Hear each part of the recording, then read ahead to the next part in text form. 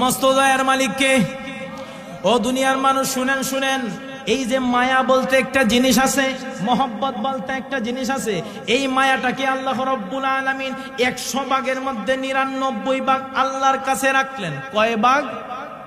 আপনারা কথা বলতে হবে, কষ্ট হচ্ছে।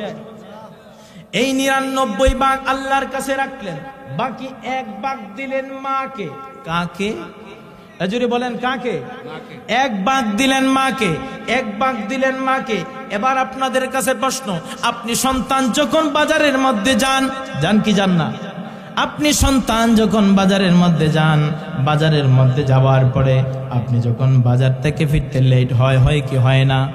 অনেক সময় যখন লেট হয়, আপনার বিবি ঘুমিয়ে যায়, আপনার সন্তান ঘুমিয়ে যায়, রাত্র গভীর হয়ে যায়, কিন্তু দুঃখিনী মা দরজার পাশে দাঁড়ায় থাকে। কথা বলেন ঠিক কি না?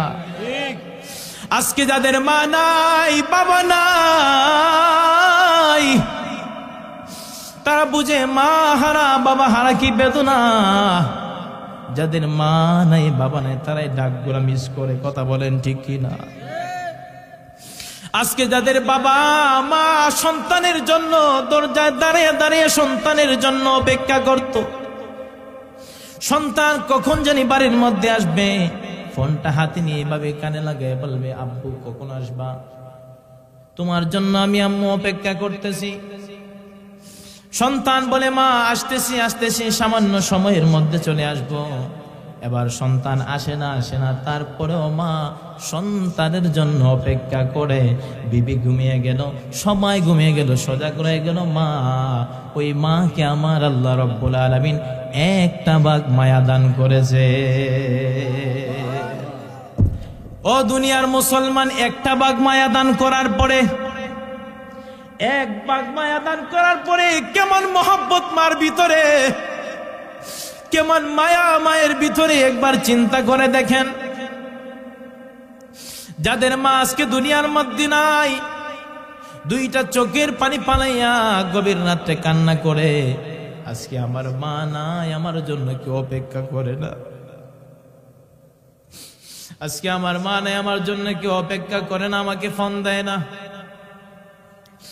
মা নামে সেভ করা নাম্বার থেকে করে দিল, আর কল আসে না।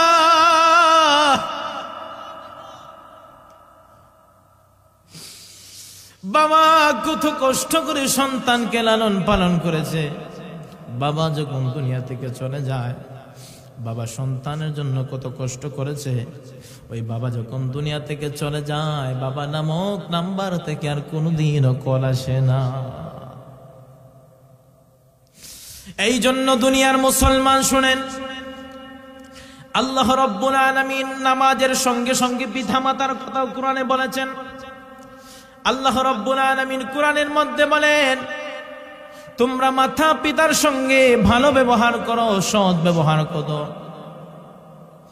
তারপরে আল্লাহ রাব্বুল আলামিন বলেন, উফি ওয়ালা তানহারহুমা, এমন কোন কথা বলো না, এমন কোন কথা তোমার মা বাবা যখন তোমাকে বলবে, রাগান্বিত হইয়া যদি তোমাকে কোনো কথা বলে, রাগান্বিত হইয়া কোনো কথা বলার পরেও তোমার মা বাবার কথাই তুমি রাগান্বিত হইয়া উফ শব্দ ব্যবহার করো না।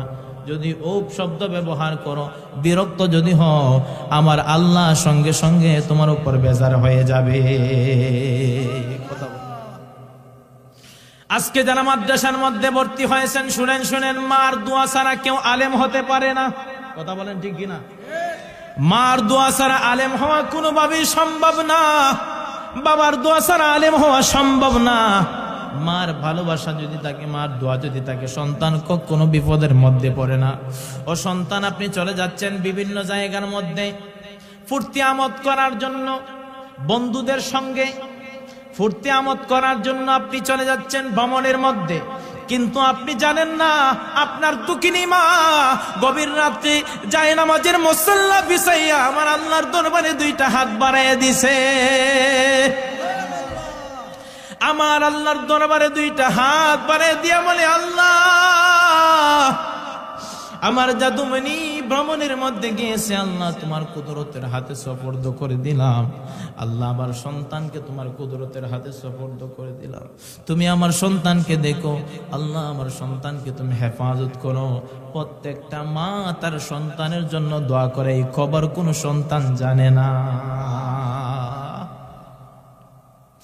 এই খবর কোন সন্তান জানে না। আপনি সন্তান যখন বিপদে পড়েন, এখানে প্রবাসী ভাইরা আছেন, অনেক প্রবাসী ভাইরা যখন বিদেশের মধ্যে বিপদের মধ্যে পড়ে, টেলিফোনে যখন মাকে বলে এই সমস্যার মধ্যে পড়েছি, মা আর খাবার খাইতে পারে না, আর খাবার খাইতে পারে না। আমি নিজে যখন পড়ালেখা করতাম, তখন অনেক সময় মাদ্রাসার মধ্যে যখন সামান্য ক্রাইসিসের কারণে আমি যখন খাবার খাইতে পারি নাই, এই খবর যখন আমার মা বাড়ির মধ্যে শুনছে, খোদার কসম করে বলছি, আমি যতক্ষণ পর্যন্ত খাবার খাই নাই, আবার মার মুখে একটা দানা আমার মা মুখের মধ্যে তুলে না। এই জন্য সন্তানের প্রতি মায়ের মহব্বত অনেক বেশি।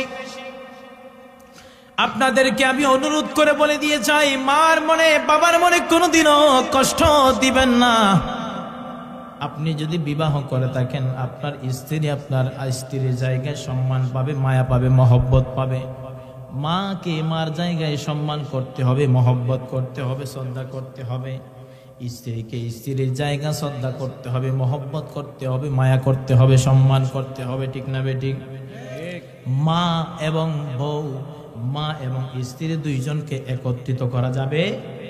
কথা বলেন, একত্রিত করা যাবে না। মারও প্রয়োজন আছে, স্ত্রীরও প্রয়োজন আছে। কথা বলেন ঠিক কিনা? মাকে খুশি রাখতে যাইয়া স্ত্রীকে বেজার করা যাবে না, স্ত্রীকে খুশি রাখতে যাইয়া মাকে বেজার করা যাবে। দুইজনকেই খুশি রাখতে হবে, এইরকম মেনটেন করে আপনাকে চলতে হবে। এই জন্য এই পৃথিবীর জমিনের মধ্যে আমার আল্লাহ রব্বুল আলামিন কেমন দয়ালু, কেমন মায়া, একটা ভাগ মায়া আল্লাহ রব্বুল আলামিন দান করেছেন মাকে। কাকে? এবার চিন্তা করেন, বাকি 99 ভাগ মায়া আমার আল্লাহ রব্বুল আলামিনের কাছে রয়ে গেল। এবার আপনি বান্দা যখন আল্লাহ রব্বুল আলামিনের দরবারে দুইটা হাত বাড়াই দেন গভীর রজনীতে, রব্বুল আলামিন আমার জীবনের জিন্দেগীর সমস্ত গুনাহ খাতা মাফ করে দাও। এবার আমার আল্লাহ রব্বুল আলামিন ডাক দিয়ে বলে, বান্দারে, এতভাবে তোমাকে বলার পরেও যদি, তুমি আমাকে বলার পরেও যদি আমি আল্লাহ তোমাকে মাফ না করি, তারপরে তুমি যখন নিশি রাত্রে ঠান্ডা পানি দিয়ে ওযু বানাইয়া যাই নামাজের মুসল্লায় বৈশা যখন তুমি আবার ডাক দাও, রব্বুল আলামিন আমার গুনাহ সম্পর্কে পৃথিবীর মানুষ জানে না, ও রব্বুল আলামিন তুমি আমাকে মাফ করে দাও।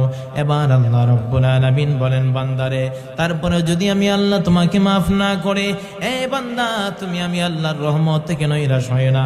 আল্লাহ রব্বুল আলামিন কোরআনে বলেন, লা তাকনাতু মির রাহমাতিল্লাহ।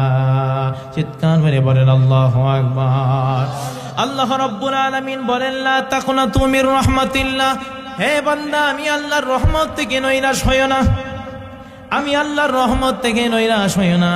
আল্লাহ রাব্বুল আলামিন বলেন, হে বান্দারে, তুমি যদি আকাশ পরিমাণ গুনাহ করো, পাহাড় পরিমাণ গুনাহ করো, সাগরের পানি পরিমাণ যদি গুনাহ করো, আর এই গুনাহ লইয়া যদি আমি আল্লাহর কাছে চাও চাও চাও চাইতে থাকো, কিন্তু আবার দরবার থেকে ফিরে যায় না, কারণ আমি আল্লাহ আমার বান্দাদেরকে ফিরাইয়া দিতে জানি না।